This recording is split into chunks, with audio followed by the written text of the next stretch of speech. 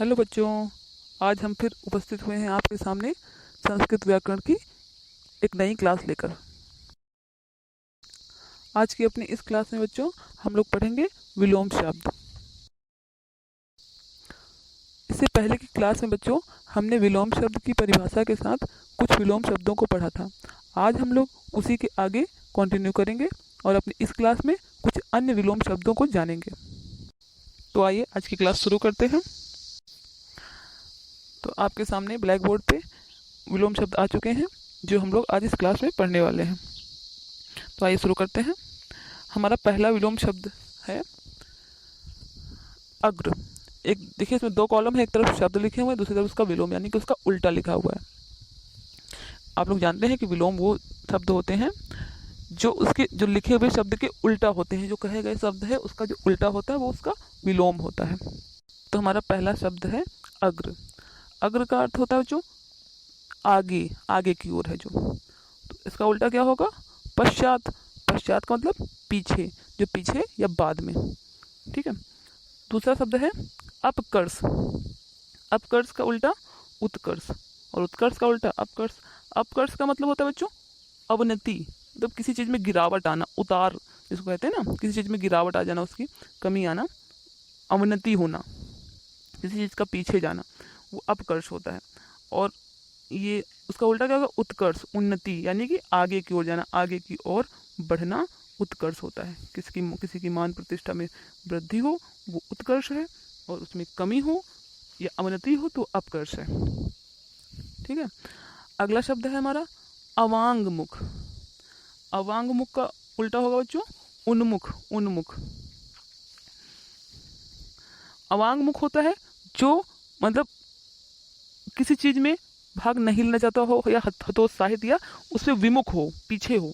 और उसका उल्टा होगा उन्मुख। उन्मुख होता है जो अग्रसर हो, मतलब जो उत्सुक हो कुछ करने के लिए या आगे की ओर हो, मुंह कर लिए।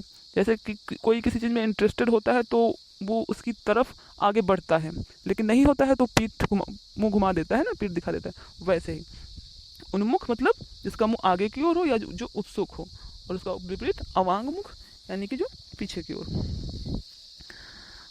अगला शब्द है बच्चों हमारा अकीर्ण। अकीर्ण या संकीर्ण भी होता है इसका मतलब, और इसका विपरीत होगा विकीर्ण। विकीर्ण। अकीर्ण का अर्थ होता है जो इकट्ठा, जो एक जगह पे है ना। और विकीर्ण का अर्थ होता है बिखरा हुआ, जो फैला हुआ है, जो बिखर गया है वो विकीर्ण, और जिसको इकट्ठा कर दिया गया है वो अकीर्ण। अत्यधिक। अगला शब्द है हमारा अत्यधिक। अत्यधिक मतलब बहुत ज्यादा, और इसका उल्टा क्या होगा? स्वल्प। स्वल्प मतलब बहुत कम, बहुत थोड़ा।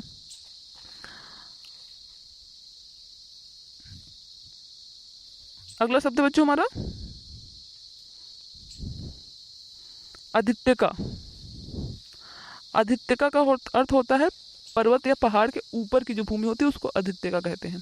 तो इसका उल्टा हो जाएगा उपत्यका। उपत्यका उस भूमि को कहते हैं जो पर्वत की नीचे की होती है ना, पर्वत की निचली जमीन को उपत्यका कहते हैं। मुझे हमारा अगला शब्द है अधुनातन। अधुनातन इसका उल्टा है या विलोम है पुरातन। अधुनातन का अर्थ होता है जो आधुनिक समय का है, मतलब आजकल का है, जो समय चल रहा है उसका, वर्तमान काल का। और इसका विपरीत है पुरातन। पुरातन मतलब होता है प्राचीन काल का, जो समय बीत गया है उसका जो है। हमारा अगला शब्द है अनुरक्ति। इसका उल्टा है जो विरक्ति। अनुरक्ति का अर्थ होता है प्रेम या आसक्ति, किसी चीज में बहुत ज्यादा आसक्ति या लगाव होना, वो अनुरक्ति होती है। और विरक्ति होती है किसी चीज में कोई रुचि ही ना हो, वैराग्य जैसा आ गया हो ना, उसको विरक्ति कहते हैं। किसी चीज से मन हट जाना, वो विरक्ति होती है। हमारा अगला वर्ड है बच्चों अमिष।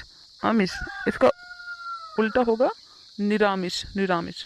अमिष का अर्थ होता है बच्चों मांसाहारी, जो मांस खाने वाले होते हैं वो अमिष होते हैं, और जो मांस नहीं खाते वो निरामिष होते हैं। जैसे निरामिष का अर्थ मांस ना खाने वाला होता है। ठीक है।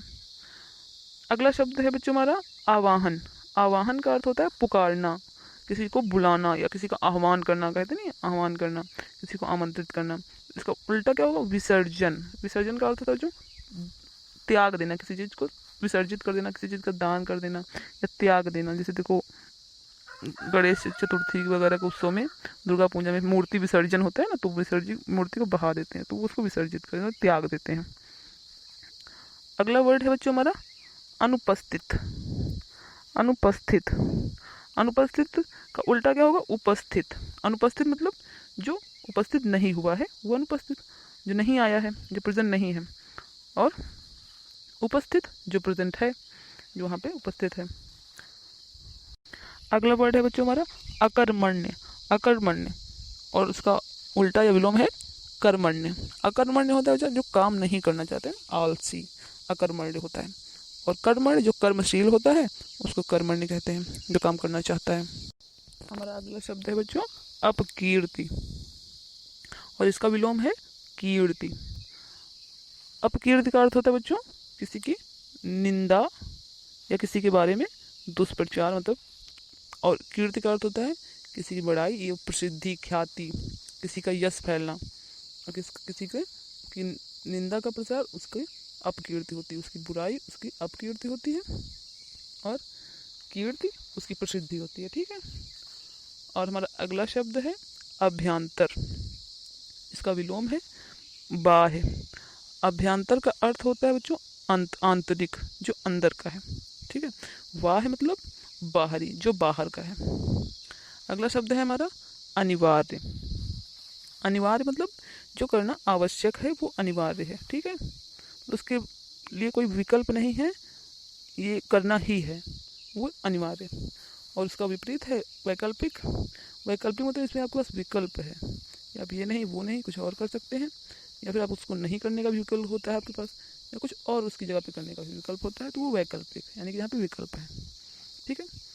तो बच्चों ये थे हमारे आज की क्लास के विलोम शब्द।